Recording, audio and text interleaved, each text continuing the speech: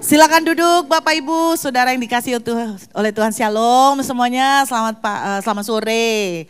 Apa kabar Bapak Ibu? Tetap semangat, amin. Sepanjang hari ini, sepanjang 4 session hari ini, saya ditaruh Tuhan itu untuk berbicara lebih banyak mengenai iman. Alkitab menuliskan begini, kalau tanpa iman kita tidak berkenan sama Tuhan. Jadi kita harus benar-benar bisa menangkap bagaimana kita berjalan dengan iman. Nah, sepanjang dari tadi pagi saya berbagi tentang bagaimana sih kok kita itu tidak bisa melihat terobosan atau mujizat. Karena Alkitab bilang ada iman sebesar biji sesawi bisa memindahkan gunung. Tetapi kenapa kita tidak melihat pertolongan atau mujizat Tuhan terjadi? Beberapa penghalang yang menyebabkan kita tidak bisa melihat terobosan.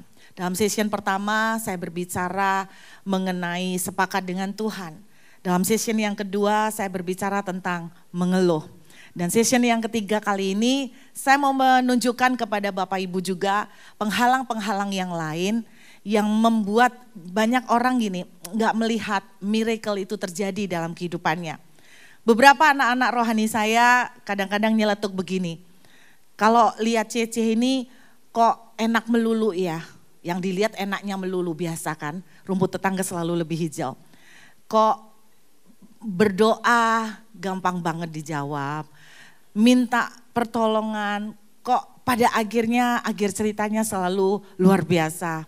Saya ingin berbagi kepada Bapak Ibu, ada satu attitude atau sikap yang kita itu tanpa sadar seringkali lakukan yang juga menjadi penghalang. Kalau tadi tentang mengeluh, pagi tadi berbicara tentang sepakat. Nah yang ketiga saya mau ajak kita membuka dari kitab Perjanjian Lama, Yeremia pasal yang ke-27. Kitab Yeremia pasal yang ke-27. Saya sungguh berharap Bapak Ibu setelah kita memahami ini, kita akan betul-betul praktek dan melihat pertolongan Tuhan terjadi. Nah saudara, saya ini punya habit begini loh Bapak Ibu. Kalau kita itu lihat orang, misalnya orang sukses nih ya, katakan orang sukses itu misalnya dia buka satu usaha lalu sukses. Nah seringkali reaksi kita adalah enak ya, sukses ya, orderannya banyak, duit kok gampang mengalir, kok enak ya. Yang kita lakukan cuman kok enak ya, akhirnya menimbulkan rasa iri. Tapi kalau saya ngelihat orang sukses, saya berusaha untuk mencari tahu apa sih yang dia lakukan, kok bisa seperti itu. Nah kita kan enggak, kebanyakan langsung copy paste. Dia usaha resto, kita niru usaha resto. Dia usaha aksesoris handphone, kita niru aksesoris handphone. Tapi buat saya yang penting bukan produknya. Buat saya bukan kesuksesannya itu yang harus kita irin, tapi yang perlu kita pelajarin gimana jejak-jejak dia. Apa yang dia lakukan sehingga dia bisa berhasil seperti itu. Bukankah begitu Bapak Ibu? Nah di Alkitab ada banyak jejak-jejak yang Tuhan tunjukkan. Yang sebetulnya bisa kita tiru, kita copy paste. Dan saya percaya kalau jejak ini kita ikutin, kita juga akan melihat hasil yang luar biasa. Nah salah satu jejak yang pada sore hari ini saya ajak kita buka Yeremia pasal yang ke-27. Saudara kita akan membaca ayat cukup banyak. Sore hari ini Yeremia pasal 27. Tapi dengan tujuan bahwa pada waktu saya membagikan ini saudara akan melihat apa yang sebetulnya terjadi. Yeremia pasal yang ke-27 kita lihat mulai dari ayat yang pertama saudara. Pada permulaan pemerintahan Sedekia anak Yosia raja Yehuda, datanglah firman ini dari Tuhan kepada Yeremia. Beginilah firman Tuhan kepadaku, buatlah tali pengikat dan gandar, lalu pasanglah itu pada tengkukmu. Jadi Yeremia disuruh bernubuat. Anda kalau lihat stylenya nabi-nabi di Perjanjian Lama beda-beda. Yeremia ini adalah style nabi yang kalau saya bilang dulu pernah hidup seorang penginjil yang luar biasa namanya John Sung. Kalau Anda ngelihat John Sung itu menginjil atau berkhotbah, dia selalu bawa alat peraga.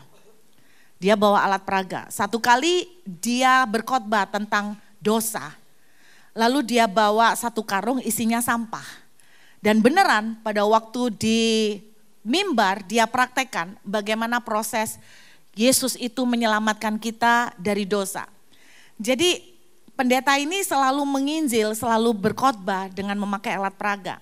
Nah, Yeremia adalah juga tipe nabi yang rupanya oleh Tuhan disuruh memakai seperti alat-alat peraga untuk bernubuat. Nah, dia bilang begini, kemudian kirimlah pesan kepada Raja Edom, kepada Raja Moab, kepada Raja Bani Amon, kepada Raja Tirus, Sidon dengan perantaran utusan yang telah datang ke Yerusalem menghadap Sedekia Raja Yehuda. Perintahkanlah mereka mengatakan kepada tuan-tuan mereka, beginilah firman Tuhan semesta alam Allah Israel. Anda lihat nubuatannya, saudara. Beginilah harus kamu katakan kepada tuan-tuanmu, akulah yang menjadikan bumi, manusia dan hewan yang ada di atas muka bumi dengan kekuatanku yang besar, dengan lenganku yang terentang, dan aku memberikannya kepada orang yang benar di mataku. Dan sekarang aku menyerahkan segala negeri ini ke dalam tangan hambaku, yakni Nebukadnezar, Raja Babel, juga binatang di padang telah kuserahkan supaya tunduk kepadanya. Sampai sekian dulu Bapak Ibu, saya mau cerita sedikit. Latar belakang Yeremia 27, nanti kita akan baca sampai Yeremia 29 ayat 11. Saya tahu Yeremia 29 ayat 11 itu adalah ayat yang paling kita hafal. Kita lihat dulu Yeremia 29 ayat 11, yuk kita buka sama-sama. Yeremia 29 ayat 11, saya percaya banyak yang hafal ayat ini. Kita baca yuk, 1, 2, 3. Sebab aku ini mengetahui rancangan-rancangan apa yang ada padaku mengenai kamu. Ya, demikianlah firman Tuhan, yaitu rancangan damai sejahtera dan bukan rancangan kecelakaan, untuk memberikan kepadamu hari depan yang penuh harapan. Amin. Saya boleh tanya Bapak Ibu, siapa yang pernah pakai ayat ini? Baik untuk diri sendiri ataupun untuk menguatkan orang lain. Tolong tanya, siapa yang pernah pakai ayat ini? Puji Tuhan. Kalau Bapak Ibu mengucapkan ayat ini untuk orang lain misalnya ya, dalam situasi seperti apa Bapak Ibu ngomong ayat ini? Saya yakin 100%, pasti dalam situasi begini. Ada teman putus pacar, saudara akan pakai ayat ini. Bukankah aku punya rancangan yang baik, damai sejahtera dan bukan kecelakaan? Setuju? Dalam event apa lagi saudara mengucapkan ayat ini? Ngelamar kerja ditolak, ngelamar kerja kemana-mana ditolak. Saudara akan menghibur, jangan takut, Tuhan tahu rancangan yang terbaik. Bukankah firman Tuhan mengatakan, sebab aku ini mengetahui rancangan apa yang ada padaku mengenai kamu. Amin, setuju? Tidak salah, tidak salah. Tetapi ayat ini jauh lebih dalam daripada yang kita pakai. Jauh lebih dalam. Nah, saya mau kasih tahu dulu latar belakangnya. Waktu saya membaca Yeremia 27, aduh Bapak Ibu, orang selalu bilang begini loh, nubuatan itu sifatnya membangun. Nubuatan itu sifatnya menghibur. Setuju? Nubuatan itu sifatnya memberikan damai sejahtera. Kalau Anda membaca nubuatan Yeremia dari pasal 27 sampai 29, tidak sejahtera sama sekali. Kalau Anda membaca semua nubuatannya, mana ada di unsur membangunnya. Nubuatannya tidak enak loh. Saya mau ajak lihat dulu. Di dalam cerita Yeremia pasal 27 sampai 29 ini, latar belakangnya seperti ini Bapak Ibu. Orang Israel diangkut ke Babel, dijajah sama kerajaan Babel dengan rajanya Nebukadnezar. Jadi orang-orang Israel diangkut. Nah ternyata pada waktu orang-orang Israel diangkut, yang diangkut menurut Yeremia pasal 27 bukan cuma orang Israel. Ternyata banyak bangsa-bangsa lain ditaklukkan oleh Nebukadnezar. Jadi ternyata Nebukadnezar ini raja hebat, menaklukkan banyak bangsa termasuk bangsa Israel. Nah pada waktu bangsa Israel diangkut, diciduk dari Yerusalem, dibawa ke Babel, yang diangkut adalah para imam, para nabi, dan pejabat, orang-orang pinter.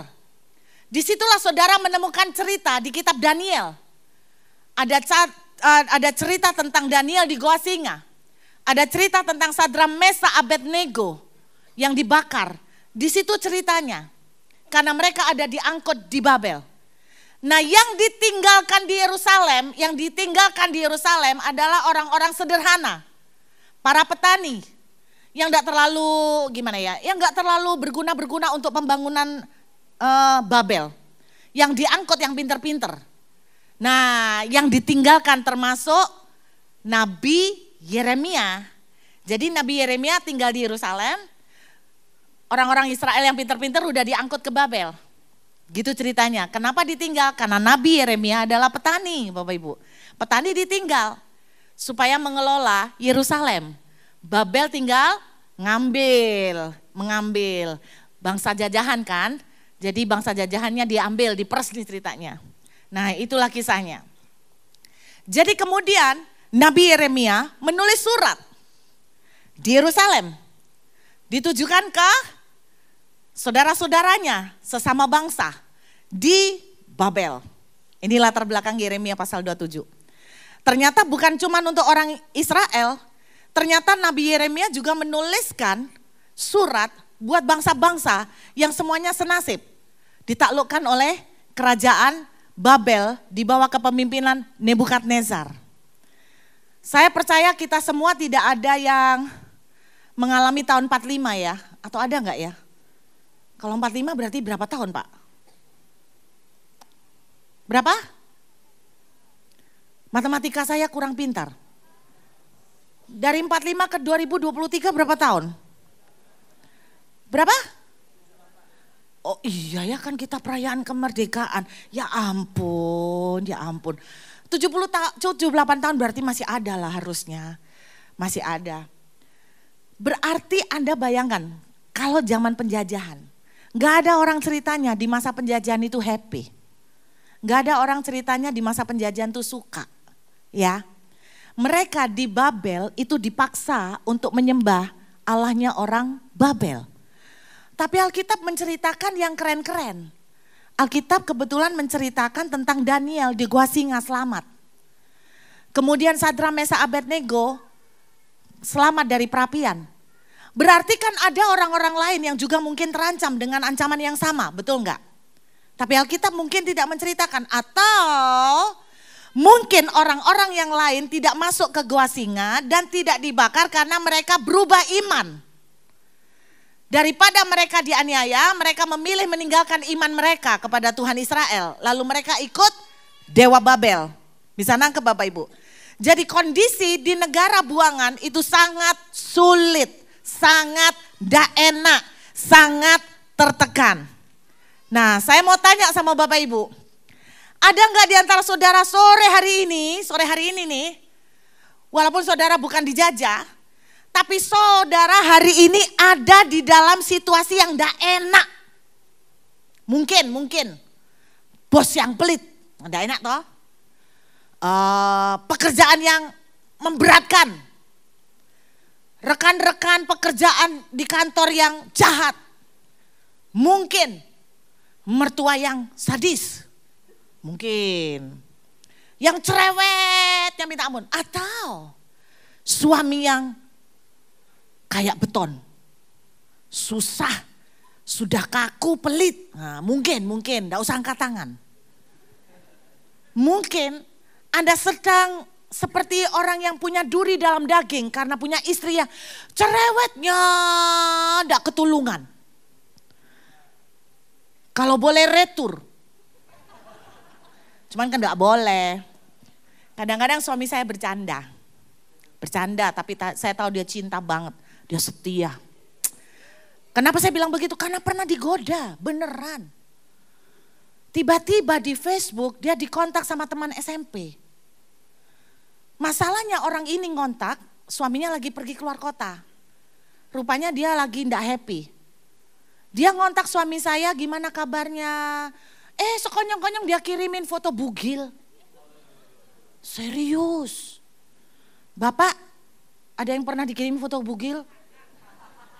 Nggak usah ngaku deh kalau ada istrinya di sini, ntar nanti pulang rame dari Perang Dunia Ketiga. Dikirimin foto bugil. Kalau bapak-bapak dikirimin foto bugil, apa yang bapak lakukan? Jangan sampai istri saya tahu. Suami saya aneh. foto bugil dikirim, suami saya panggil saya, Non, sini Non, mau tak kasih lihat Non. Ini dahsyat ini. Aku disuruh lihat foto bugil temennya. Terus saya shock. Ngapain dia kirim foto bugil? Nggak tahu, stres kali. Terus saya ngomong, kamu udah tergoda? Enggak. Waktu kamu lihat foto bugil, apa yang kamu pikirkan di dalam pikirannya Koko? Dia simpel jawabnya, aku kok kayak lihat daging gitu ya. Hah, maksudnya? Ya kayak lihat seonggok daging. Saya sampai bingung, suami saya jangan-jangan punya lensa mata khusus. Saudara, Anda bayangkan, saya kembali lagi ya kok jadi ngelantur kemana-mana soal itu. Saudara, di dalam kitab Yeremia Anda bayangkan, orang-orang ini ada di dalam kondisi tidak enak. Nah, mungkin Anda juga ada di dalam kondisi tidak enak. Mari kita lihat bagaimana reaksi yang diajarkan oleh Yeremia, dan tanpa sadar reaksi ini seringkali tidak kita lakukan sehingga blessing tertutup. Saudara, mengejutkan Anda baca di Yeremia pasal 27. Mengejutkan. Kenapa? Yuk kita lihat lanjutannya. Oke, kita lihat. Ayat yang ke-8. Yeremia 27 ayat 8. Tetapi bangsa dan kerajaan yang tidak mau takluk kepada Nebukadnezar, Raja Babel, dan yang tidak mau menyerahkan tengkuknya ke bawah kuk Raja Babel, maka bangsa itu akan kuhukum dengan pedang, kelaparan dan penyakit, sampar demikianlah firman Tuhan sampai mereka kuserahkan ke dalam tanganmu. Mengenai kamu, janganlah kamu mendengarkan nabi-nabimu, juru tenungmu, juru mimpimu, tukang ramal, tukang sihir yang berkata kepadamu, jangan kamu mau takluk kepada Raja Babel. Sebab mereka bernubuat palsu dengan maksud menjauhkan kamu dari atas tanahmu, sehingga kamu kucerai-beraikan menjadi binasa. Saudara tahu nubuatannya singkatnya begini loh. Rendahkan dirimu, taklukkan dirimu di bawah Raja Babel. Nah, enggak pernah ada loh nubuatan kayak gini. Saudara, kalau ada orang konseling nih. Bu, kita mau buka kantor misalnya nih. Tapi Bu, kita ngalamin kesulitan karena pimpinan yang harus menandatanganin surat ini nggak kasih kita izin. Atau mau mendirikan gereja, nggak kasih kita izin. Kita ditentang terus Bu. Pokoknya dia nggak suka kita bikin gereja. Bantu doa Bu. Kita berharap pendeta yang berdoa akan bernubuat seperti ini. Jangan takut. Kuatkan hatimu. Tidak ada yang bisa berdiri menentang Tuhan. Tuhan akan singkirkan musuh-musuhnya. Wah, itu nubuatan bagus. Dan ketika kita mendengar orang kesaksian, oh saudara, kami mau mendirikan gereja, persyaratan suratnya semua dibikin ruwet. Sampai ada pejabat atau petugas yang benar-benar halangin kita. Tapi Tuhan kita dahsyat. Tuhan berkata kalau aku yang berdiri siapa yang berani melawan. Tuhan singkirkan. Tuhan lengserkan. Sering dengar kesaksian seperti itu. Kita senang dengan kesaksian seperti itu. Tapi Yeremia beda. Dia bilang taklukkan dirimu di bawah kekuatan Raja Nebukadnezar. Yang ngeri lagi Tuhan bilang Nebukadnezar itu wakilku. Waduh. Jadi belum tentu loh Bapak Ibu yang jahat-jahat itu bukan wakilnya Tuhan loh. Anda pikir yang jahat-jahat itu wakilnya setan. Yang baik-baik yang mendukung itu Tuhan. Yang menghambat itu setan. Belum tentu. Saya ajak lihat Yeremia 28. Dalam Yeremia 28 kita enggak usah baca semua ayatnya. Muncul nabi-nabi palsu. Mereka bernubuat begini ketika orang Israel dibuang ke Babel. Mereka bernubuat begini. Jangan takut, enggak akan lama. Jangan takut. Sebentar, 2 tahun aja, 2 tahun. Habis itu kamu akan dimerdekakan sama Tuhan, dibawa pulang ke Yerusalem. Jangan takut, kuatkan hatimu, cuma 2 tahun. Anda bayangkan orang-orang di Babel, dinubuati jangan takut 2 tahun. Mungkin mereka berpikir begini, tapi 2 tahun lama loh. 2 tahun lama loh kalau kita ditekan seperti ini. Jangan takut, kuatkan hatimu, cuma 2 tahun, sabar. Bentar lagi kamu balik ke Yerusalem, bentar, 2 tahun. Mereka mulai berpikir gini, maybe not bad ya, mungkin enggak terlalu buruk lah 2 tahun, oke lah. Lalu tiba-tiba muncullah surat Yeremia, pasal 29. Yuk kita baca. Waktu surat Yeremia dikirim, orang-orang di Babel mereka berkata begini, puji Tuhan, siapa tahu enggak 2 tahun jadi 2 bulan. Percepatan Pak, percepatan. Sekarang di mana-mana terjadi percepatan Pak. Siapa tahu enggak 2 tahun, 2 bulan Pak. Saudara, kita lihat yuk isi suratnya. Siapa tahu memang 2 bulan. Yuk kita lihat langsung ayat keempat. Yeremia 29 ayat keempat. Beginilah firman Tuhan semesta alam Allah Israel kepada semua orang buangan yang diangkut ke dalam pembuangan dari Yerusalem ke Babel. Ayat 5 ini isinya. Yuk kita baca. Tadi kan ada nabi yang bernubuat 2 tahun. Ayat 5. Dirikanlah rumah untuk kamu diami. Buatlah kebun untuk kamu nikmati hasilnya. Bentar. Kok Yeremia suruh kita dirikan rumah? Loh kemarin nabinya bilang bernubuat 2 tahun loh Pak. Lah ini kok suruh dirikan rumah? Lah dirikan rumah mana bisa 2 tahun? Terus suruh apa? Bikin kebun. Untuk nikmati hasilnya. Ini tidak mungkin 2 tahun, yang beneran dong.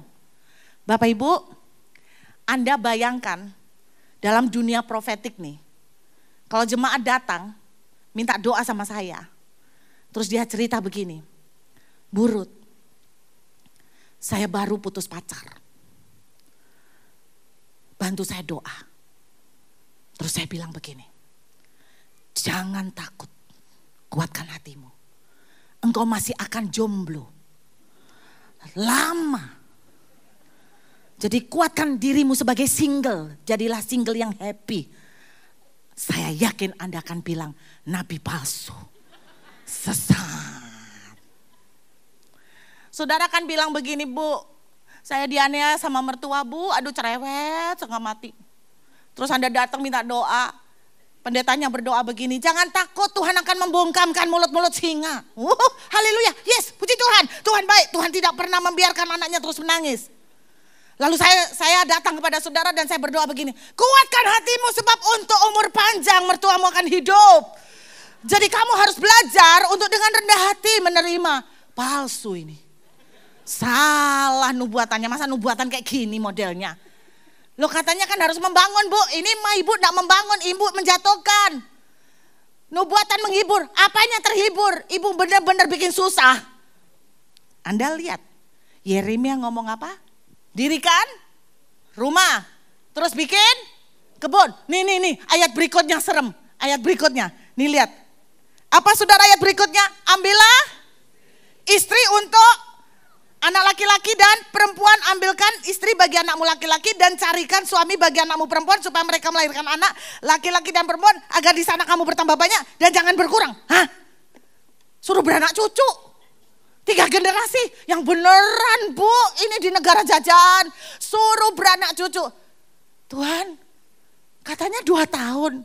Lah kalau beranak cucu, nah mungkin 2 tahun kan. Nunggu 1 generasi untuk punya anak berapa tahun? Ini sampai 2 generasi, 3 generasi. Gawat.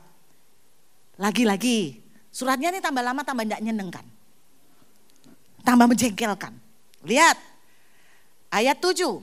Usahakanlah kesejahteraan kota kemana kamu aku buang dan berdoalah untuk kota itu kepada Tuhan sebab kesejahteraannya adalah kesejahteraanmu. Yeremia bilang begini, pesan Tuhan. Anda sedang punya mertua yang menyakitkan. Duri dalam daging. Tuhan bicara. Doakan supaya dia sejahtera. Diberkati. Gak mau Tuhan. Aku maunya berdoa supaya dia segera pengangkatan. Rapture. Aku menantikan rapture. Engkau melihat air mataku Tuhan. Enggak. Tuhan bilang doakan. Anda ada di tempat pekerjaan yang tidak enak, tidak suka. Lalu Tuhan bilang, doakan kerjaanmu yang tidak enak. Saudara kan pasti berharap didoakan gini, jangan khawatir Tuhan akan memberikan pekerjaan baru. Kita rata-rata seperti itu, terus terang. Tuhan akan beri pekerjaan baru, jadi kuatkan, sebentar lagi ada pekerjaan baru kok, tenang, sebentar lagi.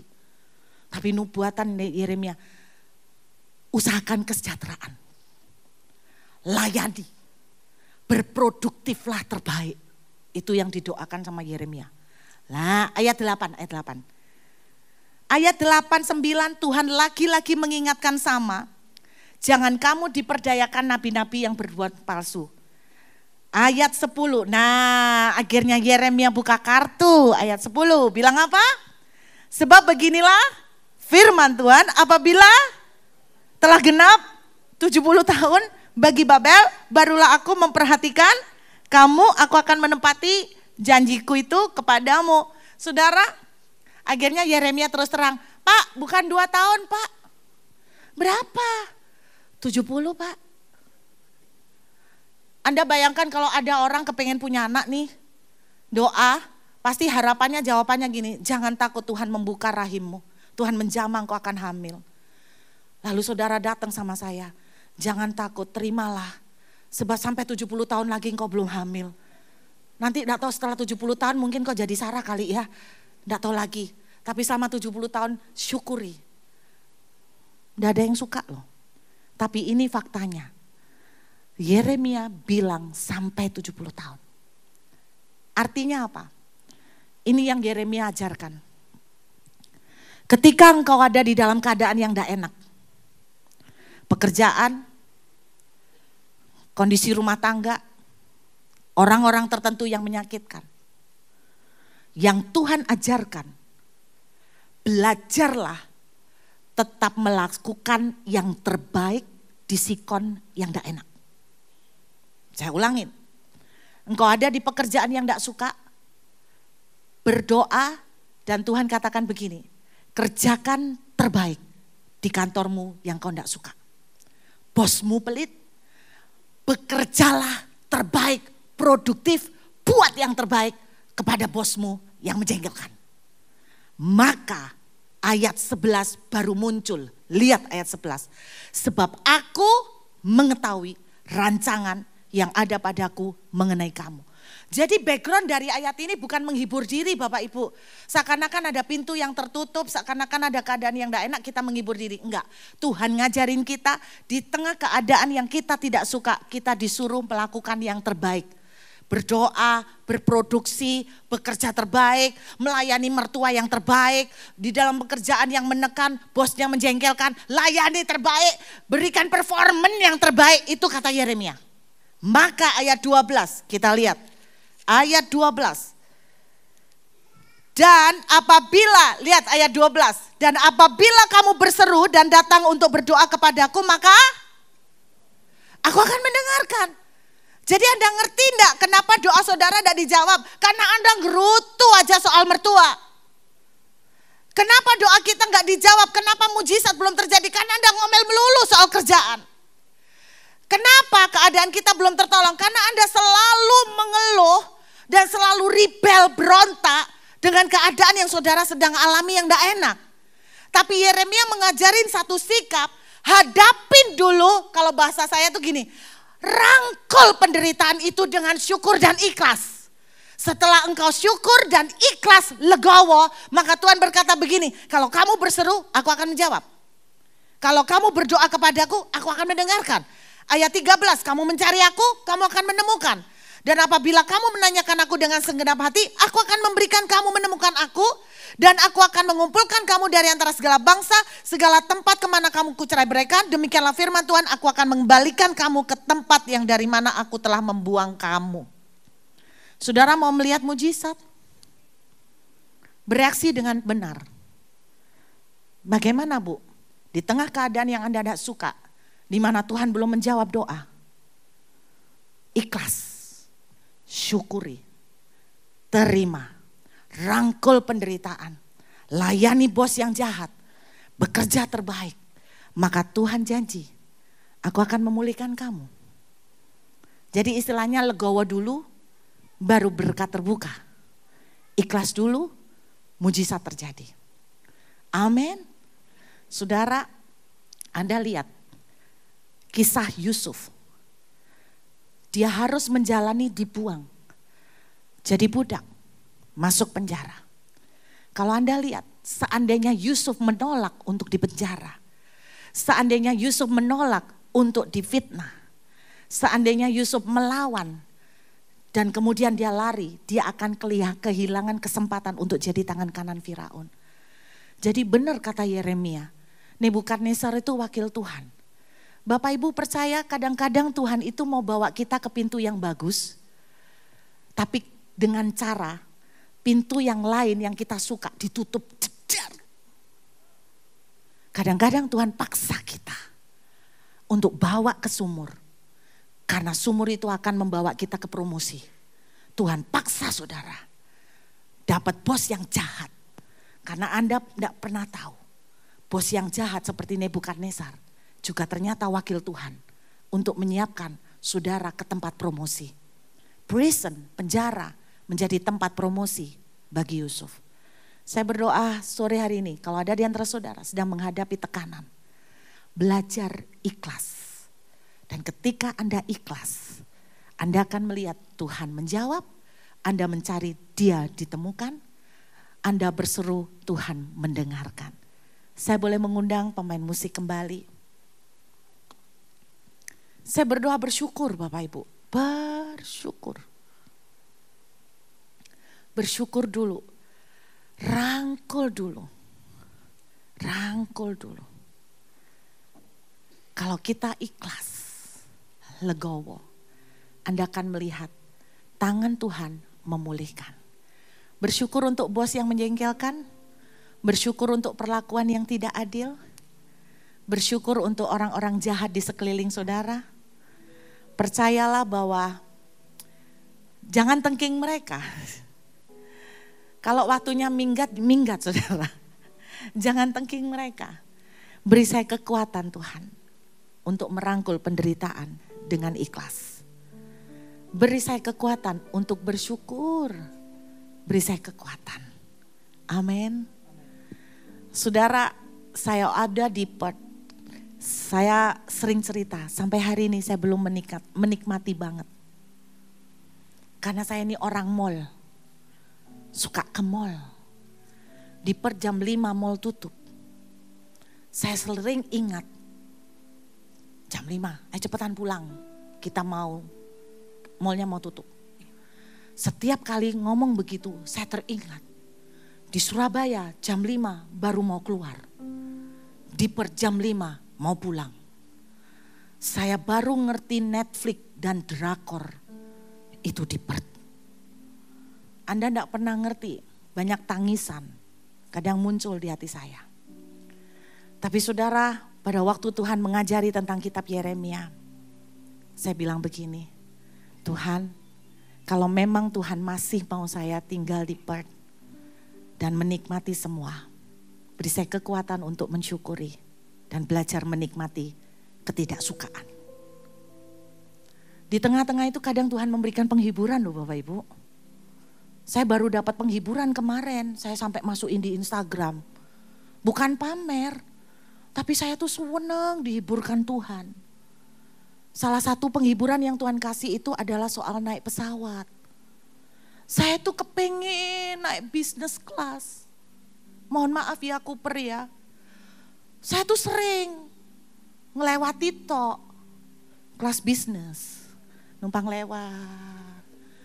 Lalu kemudian kan ditutup korden kan, seakan-akan memisahkan rakyat jelata dengan para ningrat. Saya lihat di bisnis kelas pendeta-pendeta pajang di Instagram.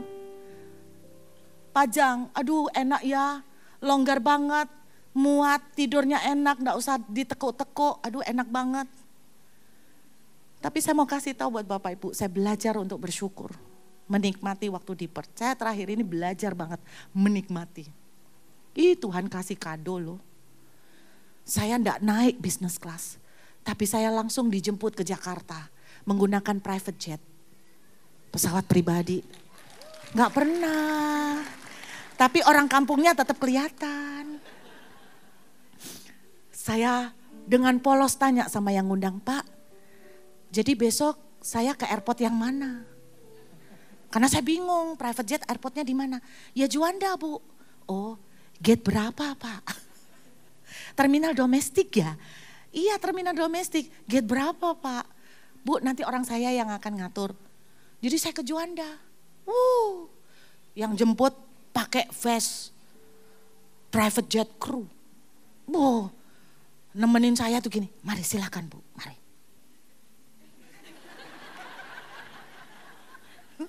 Kayak bodyguard. Langsung saya, kepalanya gede Pak. Saya merasa kayak artis selebriti lewat. Sampai di pesawat, belum. Sampai keluar dari gate, langsung saya lihat Citylink. Terus saya bilang sama Koko, kok Citylink? Suami saya ya podo gak ngerti. Dia bilang, oh mungkin Citylink disewa pribadi kali. Gak mungkin, kok masa kok. Dia bilang pesawat pribadi, ya itu Citylink jadi pesawat disewa pribadi. Polos. Oh ternyata enggak, kita cuma ngelewati Citylink, terus turun disambut mobil pribadi. Dikawal kru, private jet crew. Ketemu pesawat, ada red carpet. Naik red carpet. Saya video, suami video. Terus habis itu pilotnya nyambut, pilot yang nyambut. Pilot, mari Bu selamat datang silakan naik. Saya bilang, Pak boleh foto dulu dong. Enak, gak usah nunggu jam terbang Pak, kan terserah. Boleh foto dulu, oh iya Bu mau foto di mana? Saya mau foto di red carpet Pak. Habis foto-foto, bapaknya bilang, sudah Bu, kita bisa masuk. Saya mau foto sama Bapak, boleh. Kapan lagi Pak? Saya foto di kokpit, saya foto sama pilotnya. Pilotnya namanya Tom. Mungkin co-pilotnya Jerry. Mungkin ada Tom dan Jerry, Bapak Ibu, komplit, satu paket. Saya foto-foto video komplit. Terus saya minta tolong suami saya, kok tolong videoin ketika aku berjalan naik. Saya rencana mau bikin vlog. Tuhan menghibur. Tuhan menghibur, belajar memeluk penderitaan. Belajar menghadapi orang-orang yang menyakitkan. Do your best. Lakukan terbaik, maka Tuhan menjawab. Dan Tuhan memulihkan. Yuk kita nyanyikan pujian terakhir.